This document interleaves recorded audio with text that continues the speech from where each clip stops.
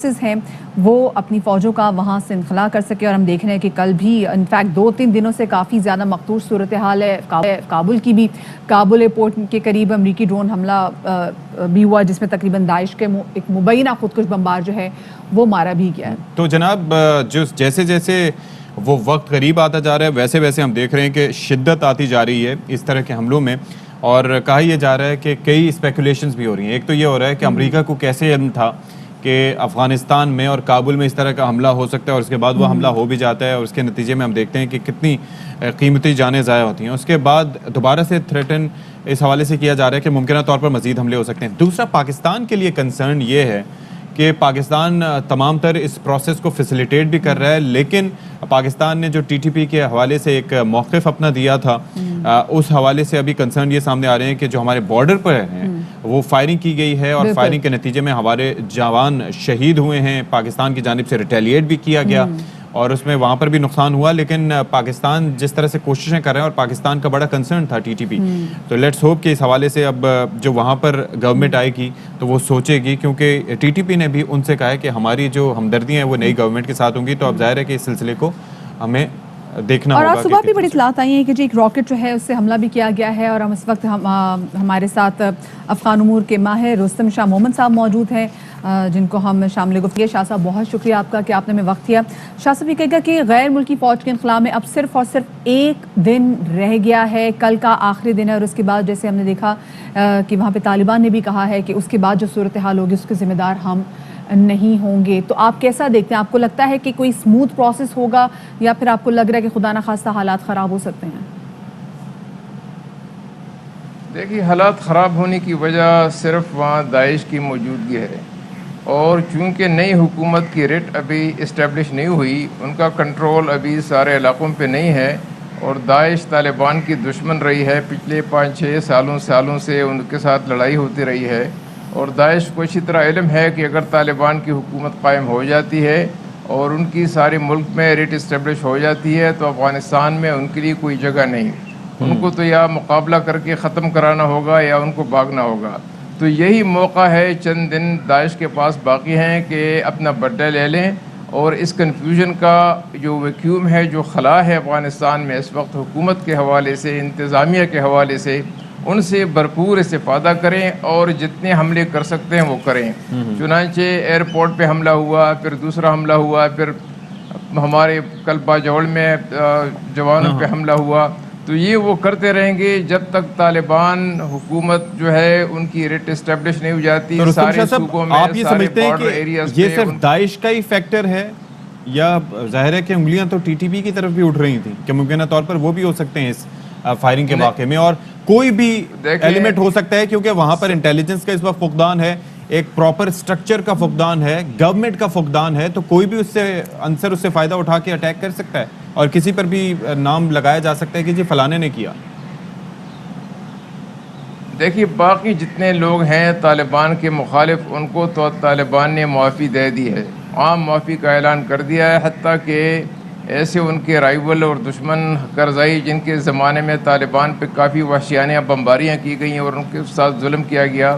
ان کے ساتھ ان کے روابط ہیں، ملتے رہتے ہیں، عبداللہ کے ساتھ ملتے رہتے ہیں، حکمت یار کے ساتھ ملتے رہتے ہیں جنہوں نے طالبان کی مخالفت کی، لیکن داعش، ترکستان اسلامک موومنٹ اور فدائی محاذ، ان کے لیے داعش کے یہاں پہ کوئی جگہ نہیں ہے، نہ افغانستان کے لوگ ان کو برداشت کر رہے ہیں۔ یہ لوگ باہر سے فنڈ لا کے اور وسائل اکٹھے کر کے اپنی آئیڈیالوجی کی بنیاد پہ لوگوں کو اکٹھا کرتے ہیں اور حملے کرواتے ہیں، اور یہ لوگ اصل میں اپنے آپ کو تکفیری کہلاتے ہیں، جس کا مقصد یہ ہے کہ ان سے جو اتفاق نہ کرے وہ تو دین سے خارج ہے، اسلام سے خارج ہے، یہ ان کا نظریہ ہے۔ لہٰذا سب سے امپورٹنٹ ان میں داعش ہے، اور اس کے بعد ترکستان اسلامک موومنٹ ہے۔ ان کو بھی اچھی طرح علم ہے کہ طالبان ان کو ایلیمینیٹ کریں گے، ان کو افغانستان میں ان کے لیے کوئی جگہ نہیں ہوگی۔ تو یہ وقت ہے 10 دن، 15 دن، 20 دن، جب تک طالبان کی ایڈمنسٹریشن جو ہے وہ کنٹرول نہ سنبھالے سارے ضلعوں کا، سارے بارڈر ایریاز کا، سارے صوبوں کا، تو اس وقت تک یہ خطرہ رہے گا، یہ حملے ہوتے رہیں گے، اللہ نہ کرے کہ ہوں، لیکن یہ خطرہ ضرور رہے گا، کیونکہ اس کی وجہ سے لوگوں میں جو بے یقینی ہے وہ مزید بڑھی ہے۔ اچھا، آپ کو کیا لگتا ہے شاہ صاحب، ایک بار جو ایویکویشن کا پروسیس ہے جو ختم ہو جاتا ہے تو جیسے داعش کی پرابلم ہے, برین ڈرین کی پرابلم, دیکھیں یہاں پہ طالبان کو جو ہے وہ چیلنجز کا سامنا ہے, اور مزید کون کون سی طالبان کو چیلنجز کا سامنا ہو سکتا ہے وہاں پہ گورنمنٹ فارم کرنے کے لیے؟ طالبان کے چیلنجز تو بہت سے ہیں. حکومت سازی کے لیے بڑا چیلنج یہ ہے کہ انہوں نے کہا ہے کہ وہ ایک انکلوزیو حکومت بنائیں گے. انکلوزیو حکومت بنانے کا مقصد یہ ہے کہ جتنے باقی فیکشنز ہیں یا گروپس ہیں ان سے لوگ لیے جائیں, کابینہ میں شامل کر لیے جائیں. اب اگر ان کو جو ان کے پرانے دشمن یا رائیول یا اپوننٹس رہے ہیں ان کو اگر کابینہ میں شامل کرتے ہیں تو ان کے جو اپنے فیلڈ کارڈرز ہیں, جو ان کے اپنے سپاہی ہیں اور جو ان کی اپنی فوج ہے, وہ ان میں پھر غصہ ہوگا. وہ پھر وہ جو ہے اس کو ایکسیپٹ نہیں کریں گے. وہ کہیں گے کہ یہ تو پرانے نظام کا تسلسل ہے, ہم 20 سال تک ان لوگوں کے خلاف لڑتے رہے, اب آپ نے ان کو کابینہ میں بٹھا دیا ہے. لیکن طالبان کی مشکل یہ ہے کہ وہ لیجیٹمیسی چاہتے ہیں, وہ ریکگنیشن چاہتے ہیں. تو ان کو ایک انکلوزیو حکومت بنانا ہوگی تاکہ دنیا کے ساتھ وہ چل سکیں, کیونکہ دنیا کے تعاون اور الائنمنٹ کے بغیر افغانستان کی ریکنسٹرکشن کا, ریہیبلیٹیشن کا جو بہت بڑا چیلنج ہے وہ اکیلے سنبھال نہیں سکتے. تو یہ ان کے لیے سب سے بڑا چیلنج ہے حکومت سازی کا. اس کے بعد جو دوسرا مرحلہ آتا ہے وہ امن کا ہے. اس کے بعد جو اوپیم پروڈکشن ہے 7,000 ٹن تک چلی گئی ہے اس کو ختم کرنے کا. اور اس کے بعد جو وہاں پہ جو آئی ڈی پیز ہیں, کوئی 35 لاکھ افغانستان کے اندر اس وقت آئی ڈی پیز ہیں جو خانہ بدوش ہو چکے ہیں, ان کو دوبارہ بسانے کا. تو چیلنجز تو ان کے لیے بہت ہیں. پھر ان کو انسٹیٹیوشن بنانا ہے, انسٹیٹیوشن بلڈنگ, اداروں کا بنانا ان کے لیے بڑا چیلنج ہے. تو یہ چیلنجز ہیں ان کے لیے اس وقت جو ہے. ٹھیک ہے. اچھا, پاکستان کیا کرے اس صورتحال میں؟ آپ سمجھتے ہیں کہ جس طرح سے اپوزیشن کی جانب سے یہ کہا جا رہا ہے کہ ہمیں یہ لبرل ویزا کی طرف نہیں جانا چاہیے, ہمیں احتیاط برتنی چاہیے, کیونکہ آپ کو پتہ ہے تورخم سے دوسرے بارڈر سے ہزاروں کی تعداد میں افغان شہری وہاں سے آ رہے ہیں, پھر اسلام آباد بھی پہنچ رہے ہیں, تو وہ یہ تاثر رکھتے ہیں کہ کہیں ایسا نہ ہو کہ ان کے اندر سے کوئی ٹیررسٹ ایلیمنٹ بھی فلی کر کے پاکستان آ جائیں اور کچھ نقصان دہ ثابت ہوں. آپ اگری کرتے ہیں اس خدشے سے؟ دیکھیے ہمارے